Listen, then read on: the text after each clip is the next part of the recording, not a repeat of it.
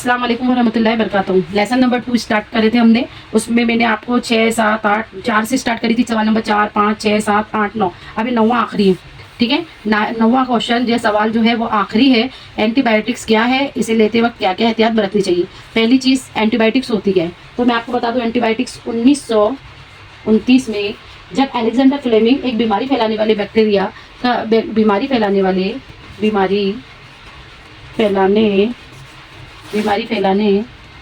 वाले बैक्टीरिया की जात, यानी बैक्टीरिया को मालूम करने के लिए जो काम कर रहे थे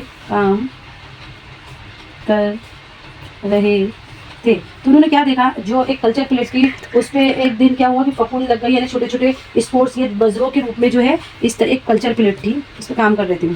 ठीक है, तो अचानक उन्होंने क्या देखा अलेक्जेंडर फ्लेमिंग ने कि अगले दिन ऐसे छोटे छोटे बजरों की शक्ल में या स्पोर्ट्स की शक्ल में, इसको बजरों बोलते हैं, स्पोर्ट्स बोलते हैं, स्पोर्ट्स या बजरू, इनकी शक्ल में छोटे छोटे होते हैं। इन्हें उन्होंने देखा कि ये फफूंद है। फफूंद की मौजूदगी की वजह से, ये फफूंद की मौजूदगी की वजह से, माउल यानी फफूंद इसकी मौजूदगी की वजह से जो इसमें बैक्टीरिया था प्रेजेंट, बैक्टीरिया जो प्रेजेंट है इसके अंदर, जो कल्चर प्लेट थी वो अपनी यानी नसोनुमा को रोक लिया था उसने। दर हकीकत फफूंद ने इनमें से बहुत से बैक्टीरिया खत्म कर दिए थे। अब जो फफूंद इस पर लगी थी तो इस तरीके के बहुत से बैक्टीरिया को उसने खत्म कर दिए थे। तो ये इस तरीके से फफूंद से पेनिसिलिन तैयार किया गया। फिर इस फफूंद से क्या तैयार किया गया, जो बैक्टीरिया को मार रही थी, खत्म कर रही थी, तो उसका नाम दिया गया पेनिसिलिन। समझ में आया? मतलब 1929 में बीमारी फैलाने वाले बैक्टीरिया पर काम कर रहे थे कौन? अलेक्जेंडर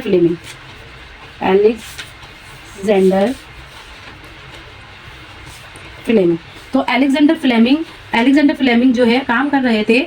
तो उन्होंने देखा कि जो कल्चर प्लेट, उन्होंने इस तरीके से कल्चर प्लेट लिए थे लेबोरेटरी में। अब उन्होंने अगले दिन देखा तो इसमें क्या हुआ था, फफूंद उग गई थी। फफूंद उग गई बजरों की शक्ल में या स्पोर्ट्स की शक्ल में। अब इसकी प्लेट के अंदर जो बैक्टीरिया था, तो देखे कि बैक्टीरिया की ग्रोथ रुक गई है, बैक्टीरिया बढ़ नहीं पा रहे, मतलब बैक्टीरिया खत्म हो रहे। तो इसी फफूंद से, कि इस फफूंद से अगर बैक्टीरिया मर जाता है, बैक्टीरिया खत्म हो जाता है, तो उन्होंने फिर इसकी इजाद की पेनिसिलिन की। पेनिसिलिन एक एंटीबायोटिक है।